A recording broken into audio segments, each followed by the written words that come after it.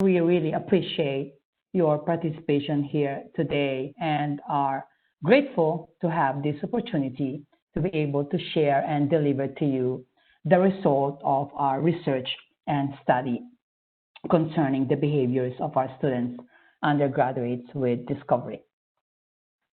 So the first part of this webinar will be delivered by my colleague, Sean, and where she'll introduce the behaviors of our students, and we'll explore how Discovery services can used by our students during the research process.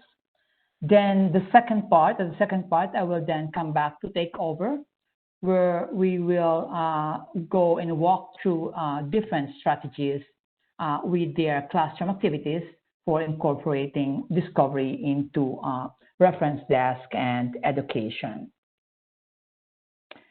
This webinar is also about how librarians can use Discovery in particular with and for college students, and how we can integrate Discovery products into our daily reference and educational work.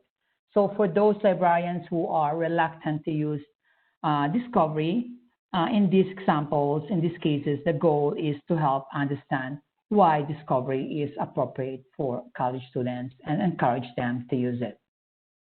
However, for those of you who are sitting with us right now and already embraced Discovery, the goal of the webinar is to give some concrete ideas and strategies that you can capture and take along with you and use it in the classroom or the reference desk to give more ideas to take further steps forward to supporting our undergraduate students. So as we've mentioned, we would like this webinar to be more interactive as possible. So we invite everybody to participate by using the Q&A chat box for your comments and for your questions, as we're going to be posting for checking out the Q&A box every now and then.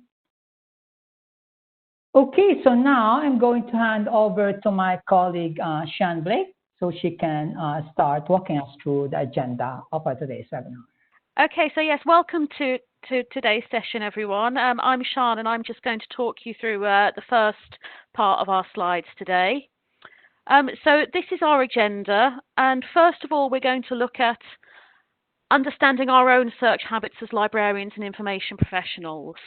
And then I'm going to share with you the results of our research into undergraduate search habits and into how undergraduates approach their research. We're going to spend some time comparing our habits and identifying why students might like Discovery. And then we're going to share some concrete ideas and strategies for using Discovery in the classroom with you. So at the end of the session, you should be able to describe the search practices of our undergraduate students, identify use cases where Discovery searching is appropriate for undergraduates, identify strategies for utilising Discovery at the reference desk, and identify strategies for teaching Discovery in instructional sessions. So, as a precursor really to talking about how undergraduates search for information, I'd like us to spend a bit of time reflecting on how we as information professionals and librarians search for information ourselves. So I'd like you to imagine that you've been asked to look for research articles on this topic, culturally responsive pedagogy. Take a moment to think about how you would start your research into this subject, and then use the chat box or the Q&A feature to just briefly describe the steps that you would take. And I'll just pause for a moment while you do that and then call out a few of the responses.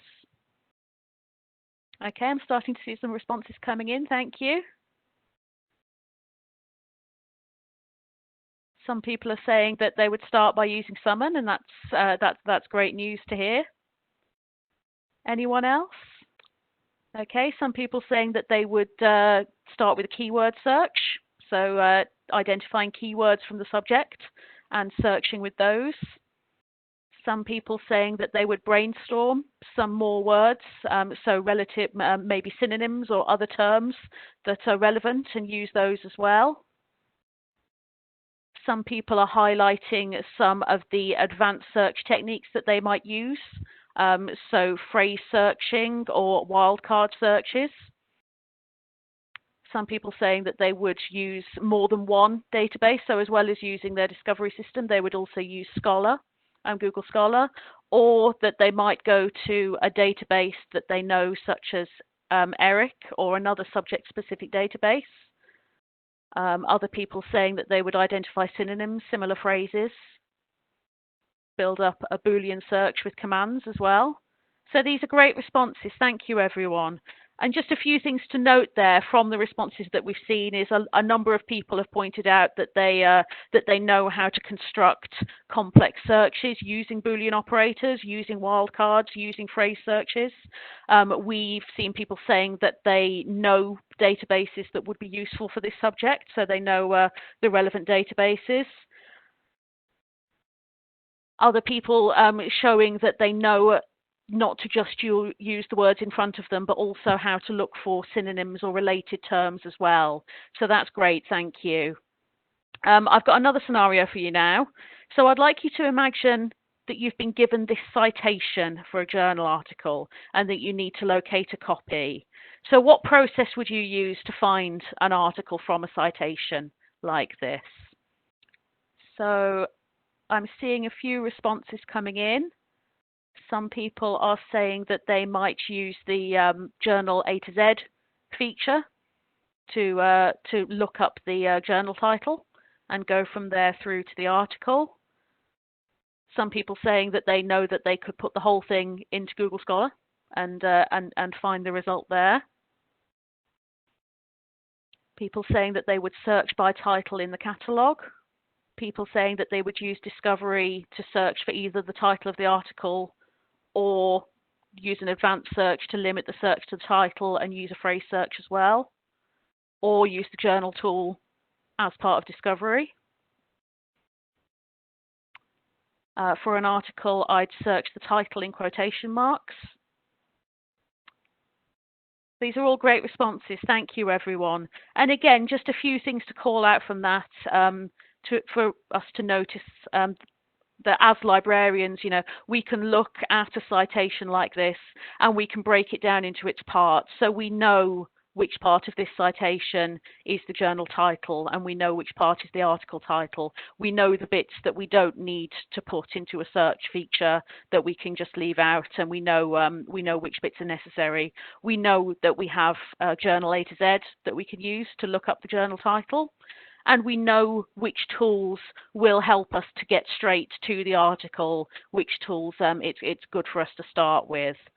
So thank you for those responses as well. So as information professionals then, our expertise in how information is created, published, indexed to be findable, and made available through databases drives how we search for information. And research shows that librarians are more likely to distinguish between known item and topical searches, as we've just done, to start searches in specific databases or collections that they know will be appropriate for the topic, and how to construct complex searches that use logical operators and search limits. And hopefully we've seen that in a lot of the comments that we've just discussed there. So, in your experience from teaching students or working with them at the help desk, how do you think an undergraduate researcher would approach those same searches, the same subject and citation that we looked at a moment ago? In your experience, where would an undergraduate start? And I was counting there and wondering the first response, and it is Google, and the following three are also copying and pasting into Google, doing a Google search.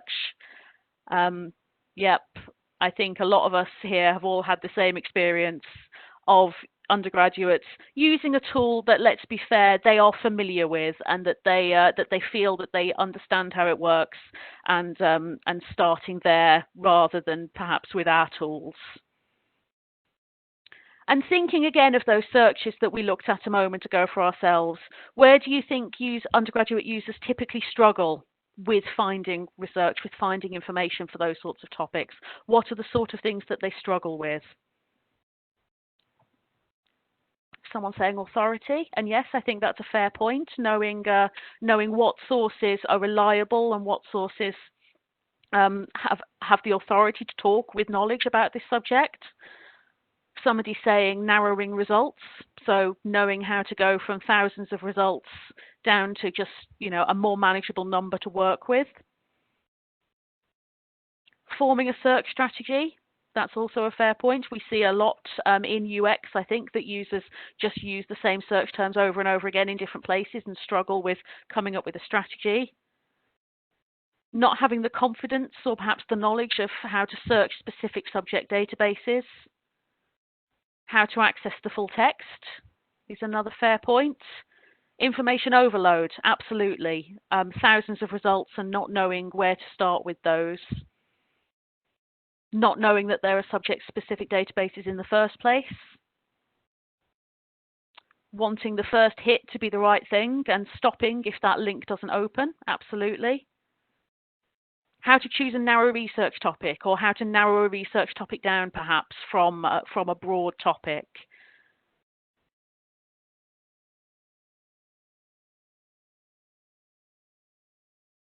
Lack of knowledge about the resources that are available and sifting out the good results from things that aren't so good, finding that overwhelming. This is brilliant. So yes, I think we all have a good understanding of how our undergraduates can really struggle with the sheer amount of information that's available to them, the sheer amount of resources, of different types of resources as well. It's a lot for them to cope with, absolutely. So thank you all very much for your responses there.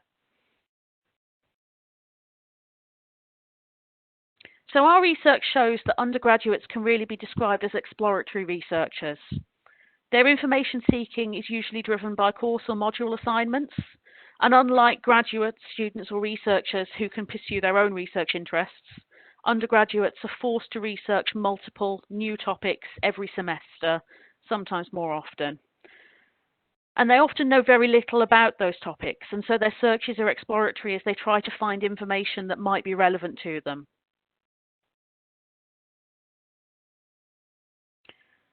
Undergraduate students have little experience with formal research and as a result are best described as novice searchers. They have limited experience with library catalogues and databases, they don't have well-developed search strategies, and they struggle to select keywords and to structure effective database queries. We all know that many of our students these days come from schools that, even if they do have a library, may not have a librarian. So coming to university might be the first time that they've really had to engage with this sort of research and with these sorts of tools.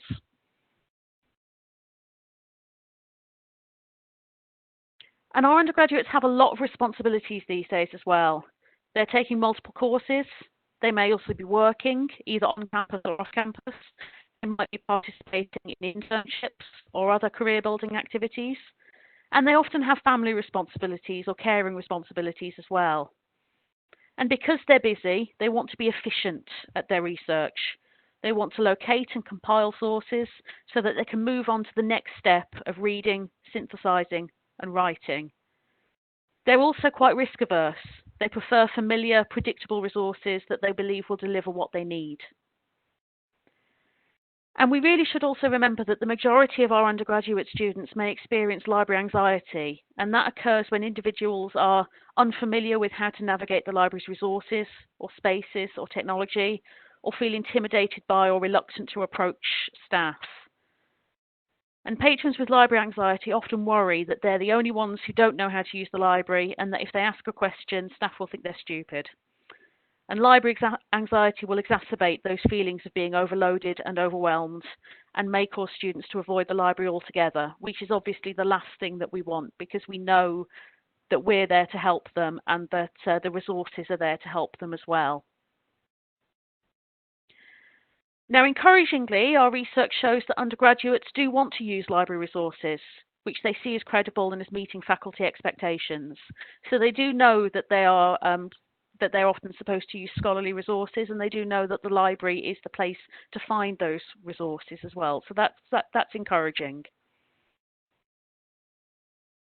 And as we think about helping undergraduates, it's important for us to recognise that we have different mental models of the library's resources, and as a result, different search strategies. While librarians distinguish between different types of searches, go straight to specific resources, and create complex queries, undergraduates prefer familiar resources. They look for a general search box where they can start their explorations, and they use simple search queries without operators or limits. So at this point, I'd just like to ask again whether you have any other observations about undergraduate search habits that you'd like to share. I'd be happy to call out some comments again if there's anything that anyone would like to say there.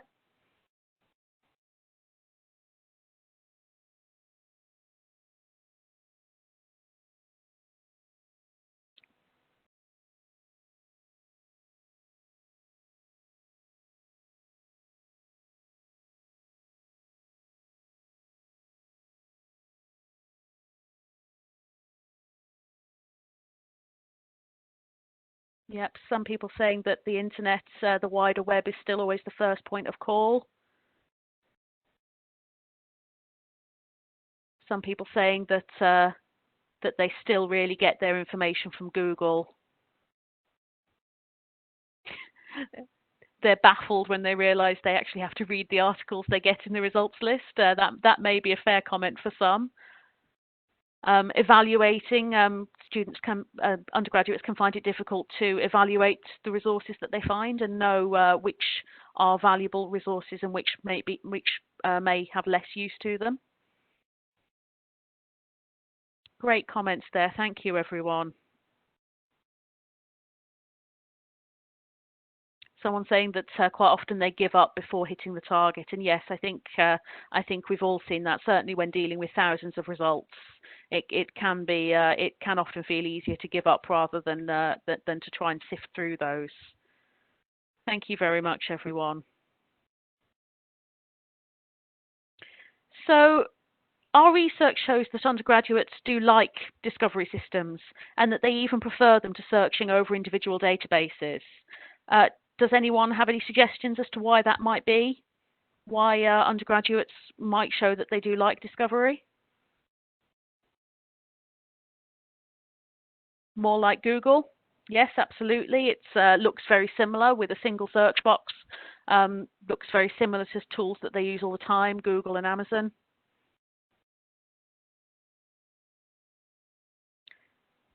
They're used to lots of results. Yes, and absolutely. I think we see that with, again, Google and Amazon. They're actually used to getting a lot of results, and so that can be familiar. That it's easy to use, and that everything's in one place as well. Yes, so rather than having to know how to go to different databases that might all look very different, that might all work slightly differently, having just one place to go, one place to start that searches across multiple places can be very reassuring. One stop requires little knowledge up front. Yes, again, you don't have to know how to use complex tools or complex operators with discovery. It's just a very simple search box. Thank you, everyone.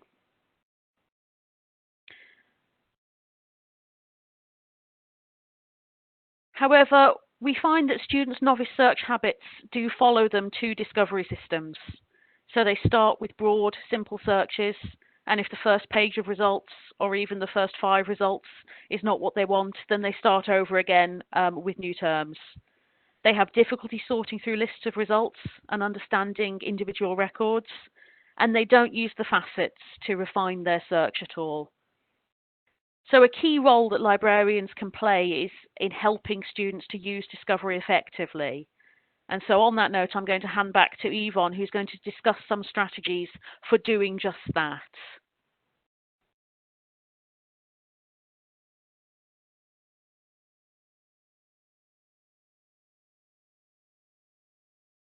Okay, thank you, Sian, for that's very interesting topics you just provided here regarding our research behaviors of our students. So we have now reached the second section of our webinar, where we're going to introduce ways librarians can use discovery with students. So we'll be looking into 5 general strategies in here, appropriate for both reference and instruction. Some of these are followed by specific classroom activities. And if you are reluctant to use discovery, as we've learned from our this research, the undergraduates, they like discovery a lot. So, teaching discovery will also free us time to go deeper into information literacy skills. And using discovery will support the development of research and information literacy skills, providing a comfortable place to start searching.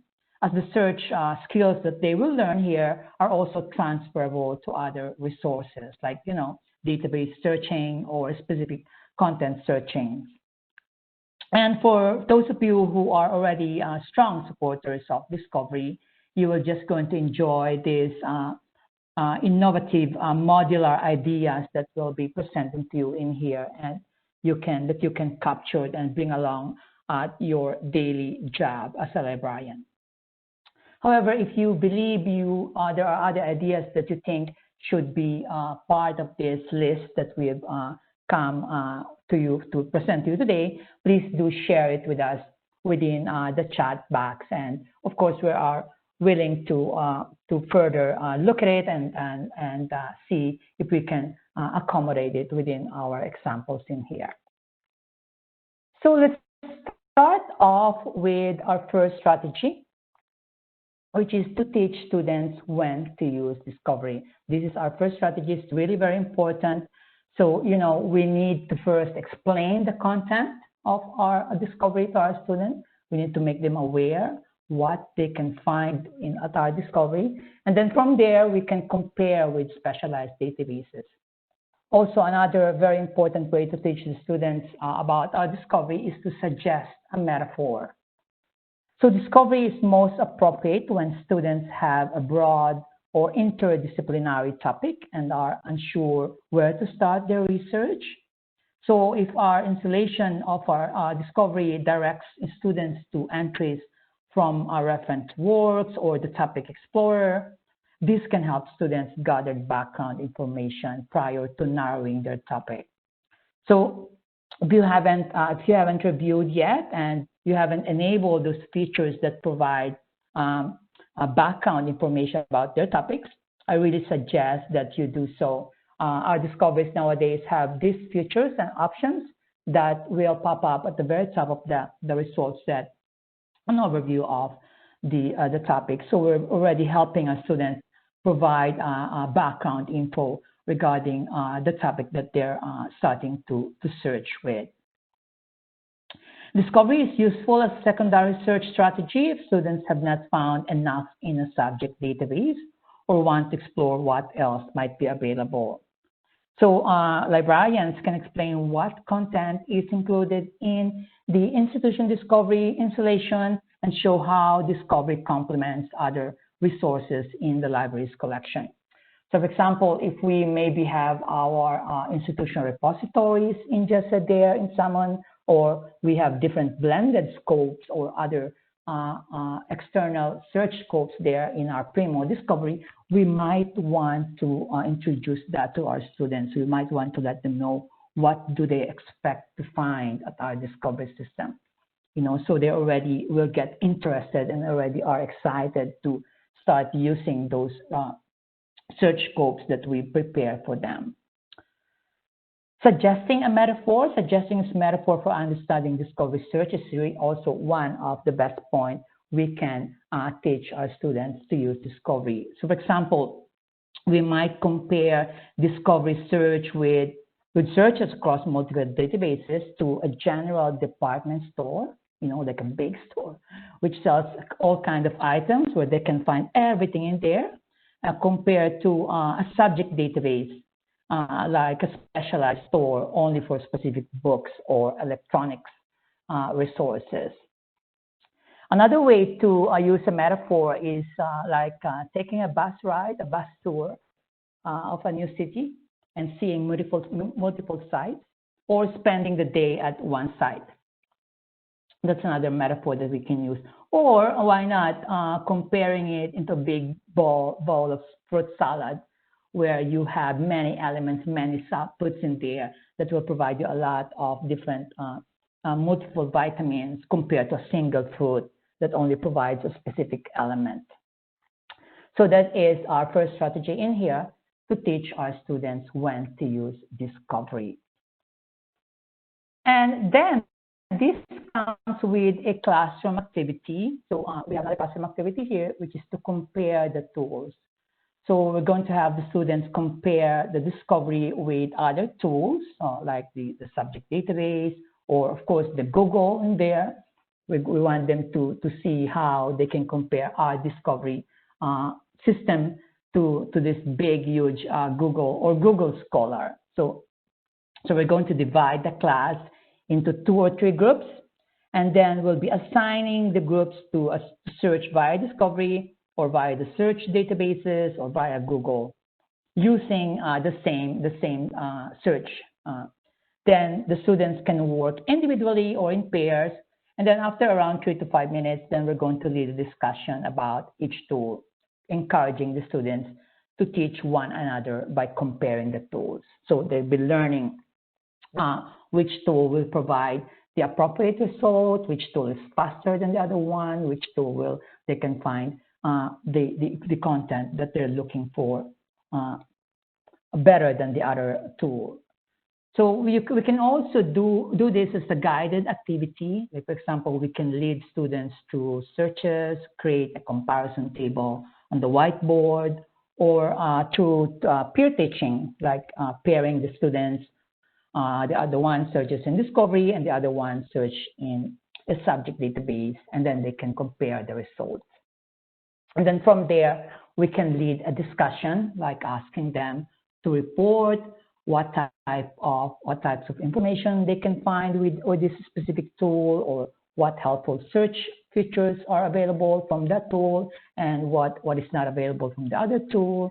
Then how they can find the full text from that specific tool, and would they recommend that tool to their peers or to their other students.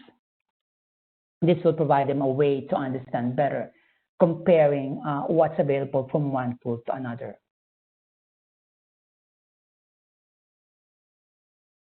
Then this will bring us to our second strategy, which is to teach the students to search discovery effectively. So we started with providing them information about the discovery, what's the content, what they can expect to find, and then comparing those tools. Now we're going to inform them how they can effectively search using the discovery.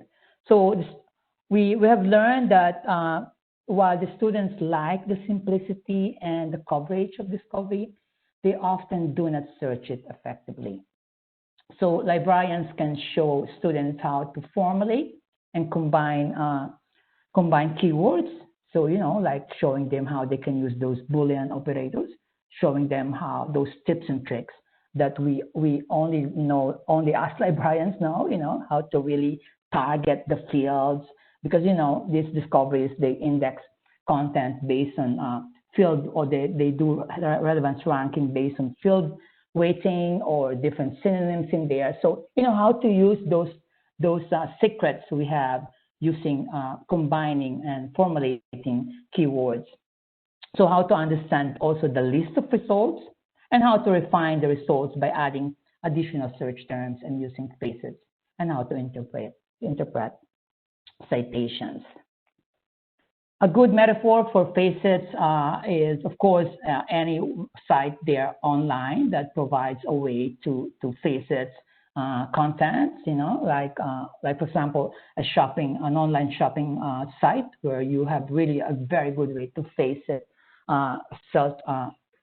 result set. That's a good metaphor that we can use for faceting. The advanced search can help students search for known items, or limit by date or discipline or formats. It's really a very interesting way to show students that just adding a discipline, we can boost the electronic resources we have in the search results. Sometimes, even if you're combining keywords there, you just suddenly add a discipline, then all your result set changes suddenly. So those kind of tricks, it's really very nice to show to our students. And also showing students how to link to full text or locate items in libraries' physical collections. Like also informing them what's the call number or the location, providing them those in-depth information about the physical copy of the book. We can also show students how to expand their search to items outside the library collection. What information they can get when they click that button, expand results beyond my library collection. That's really like going into the oceans of information and metadata provided to us by the Central Discovery Index. So actually, these are really the potential part of our discovery services, making our users understand that they can actually retrieve different citations there, going beyond library collection. Of course, from the library collection, then if we've set it up, we can show them how to request items beyond document delivery or interlibrary loan. Or, they can just use those citations to further their research and then put it in their favorites. And then it might be related to what they're looking for. Even if we don't have full text, it's just available for us in our search index. They can use those citations and then maybe further request it into their library, or why not into resource sharing libraries if they have, if the institution permits. Another good point, of course, to emphasize here is that the search skills learned in discovery, like refining the search terms, using the phases, these are all transferable to other database searches and making discovery a safe place to start because of the simple interface and the broad coverage. So actually, using discovery to teach our students to use it effectively is not only making them very good at searching, but they're going to carry that skills with them, to further when they're using other resources when they do the research. Also, this research shows students, as we know, this research shows that students do not automatically use the phases. However, once we pointed that out, they use them effectively. And then they will love it. They love when they understand how to narrow down and when they understand how to use those combinations of powerful constructive searches, Boolean, and those secrets that we have as librarians. They love it. And they're just going to take it and carry it with them and then use that until they become one of the best students we have at our library. So this is the second strategy we have. We are now going to move into the third strategy, which is to help students evaluate resources. The students often confuse the relevance ranking of results with quality assessment. So librarians can help students understand how results are ranked and discuss deeper information literacy issues of evaluating sources and arguments, identifying perspectives and bias. Then this will also explore critical perspectives in information literacy.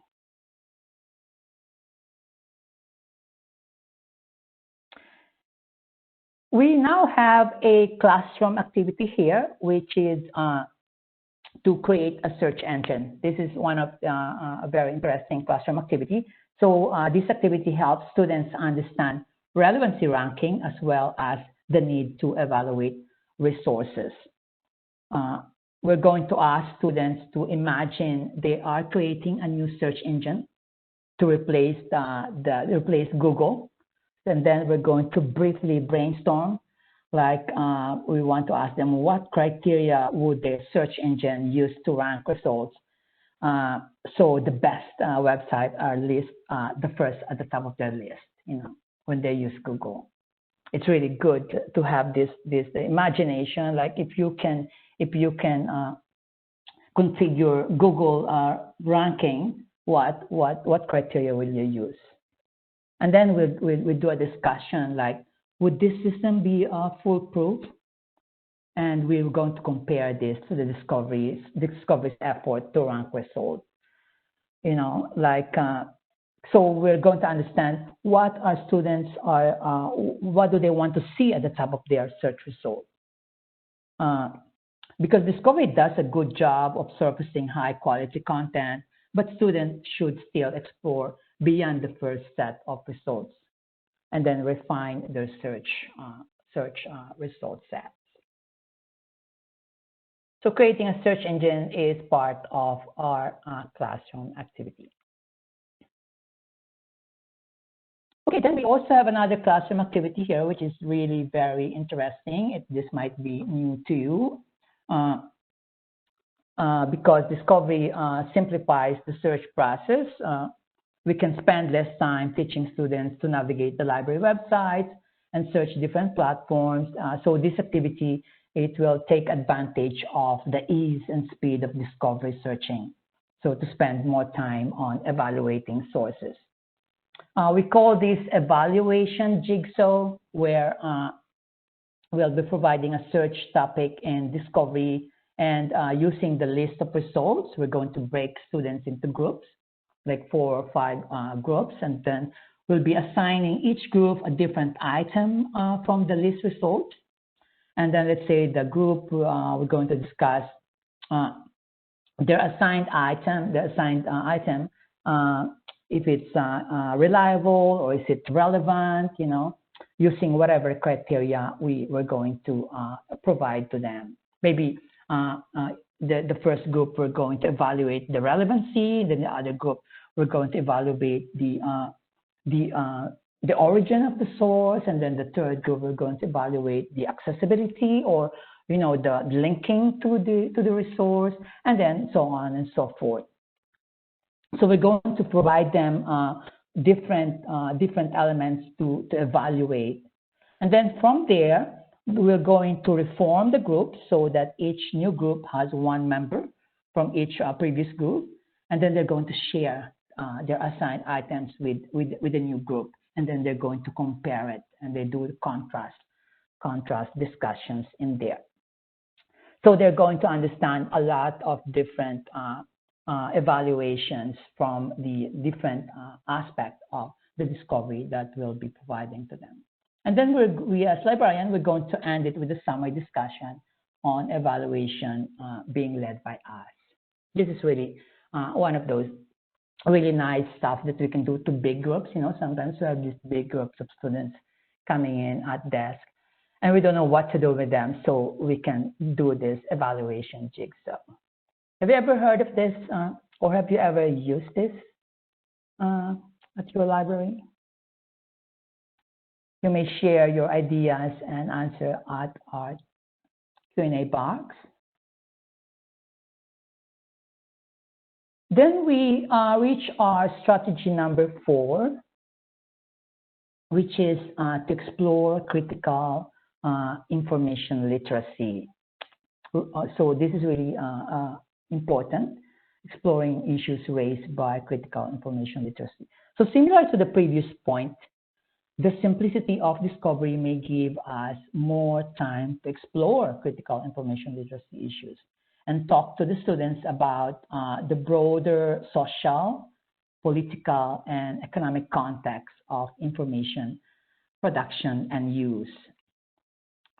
We can discuss who is able to participate in certain publication processes, whose voices are marginalized, and how we might uncover those marginalized perspectives.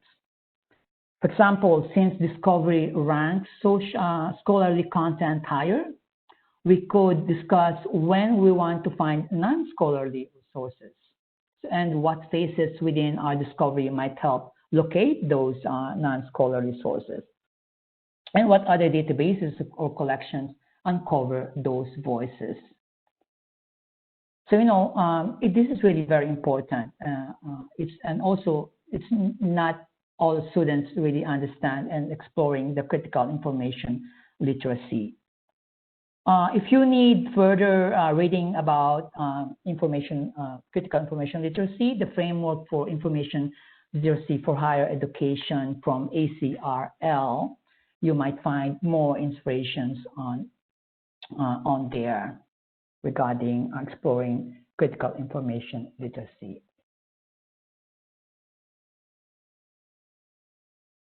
Okay, then this will bring us at our strategy number 5, which is one of my favorite, introducing citation chaining.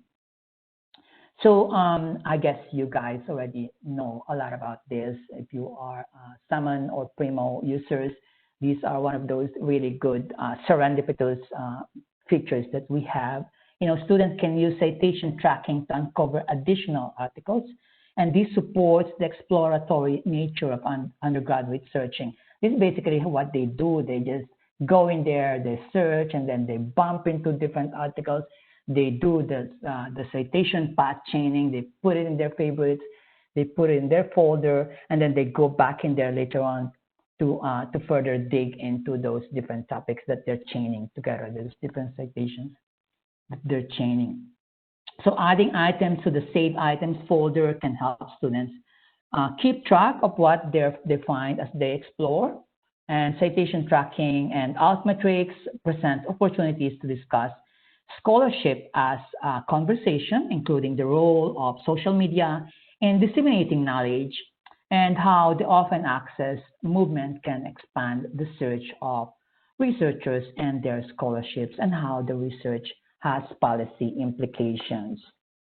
So, all of these features are also touched as those stuff in social media, and also the Twitter discussions are a great analogy for the conversations that play out in the formal literature, and are often easier to see at a glance because they are shorter and condensed into one thread.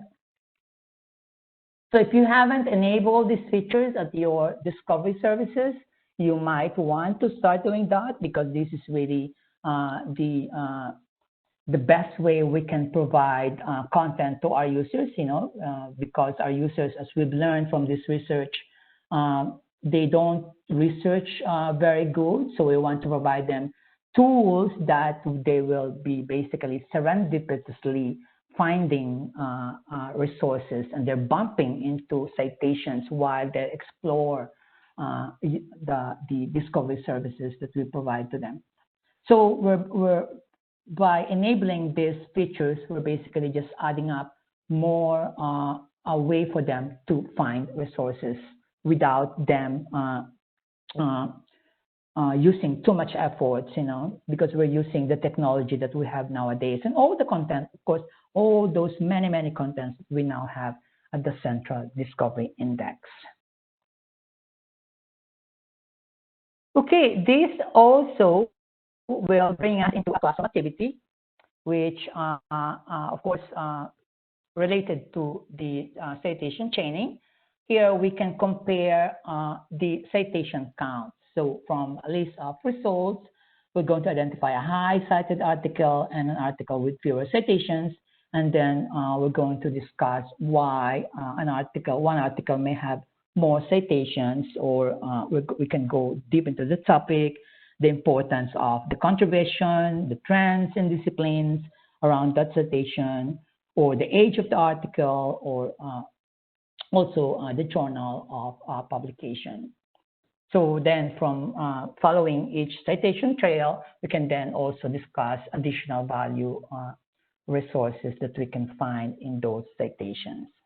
So comparing them, also understanding why one citation have different counts or from another, and why they get more attention, and if they're similar citations, also maybe it's the author, maybe it's the journal, or the importance of the source as well is really very important in this kind of comparing the citation counts.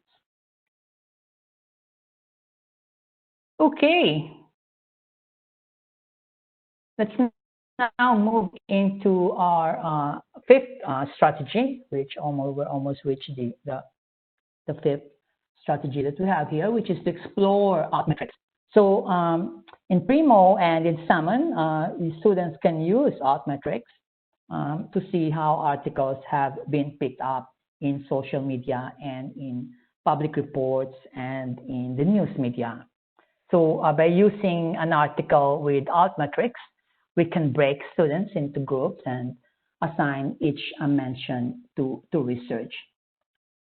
And then from there, we can run a discussion points like asking them where is this work being discussed, why the work garnered attention, and the discovery, the coverage affects the understanding of the original article or the topic. Or then we can also ask how does research enter and influence the public sphere.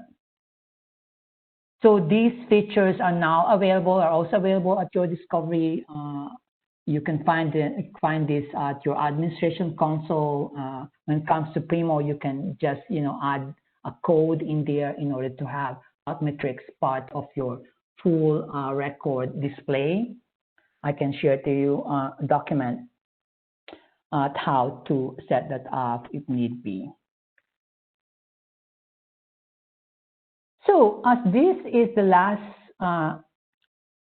classroom activity that we have, this brings us to a question: how else can we use Discovery with undergraduate researchers?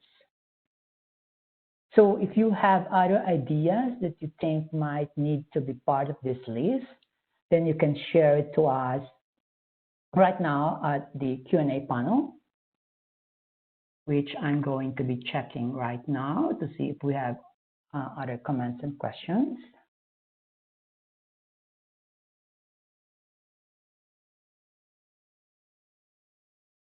So I'm now reading here, have you any particular practical suggestions of classroom activities around critical information literacy? That's actually a very good request. We are further developing these topics and this webinar, and we are actually preparing some stuff, classroom activities around critical information literacy. And we will invite you again for another webinar that go dig deeper into critical information literacy. We hope that maybe you've got some new ideas to explore. Maybe it was just helpful to hear that other people have had the same experience that you have as well. We really want our tools to be helpful to undergraduates, and we really want the tools that we provide to help them, not just in their first years as they're starting to engage with their research, but also we're hoping that the skills that they learn with our tools can help take them as they go into second and third year, into postgraduate study and beyond, to take those skills with them into other databases and into more subject-specific and specific database searching as well. Our email addresses are displaying for you now. If you've got any other suggestions, any questions, if you'd like to learn how to turn on any of the tools that Yvonne talked about, please do get in touch. We'd be more than happy to help. We're here to help make sure that your users are getting the most out of the library. So please do use us if you want to. And other than that, we hope you have a great rest of your week. Okay, so I thank you as well for being here with us. We will be sharing the bibliographies of this research study to you together with the slides that we just presented to you here again.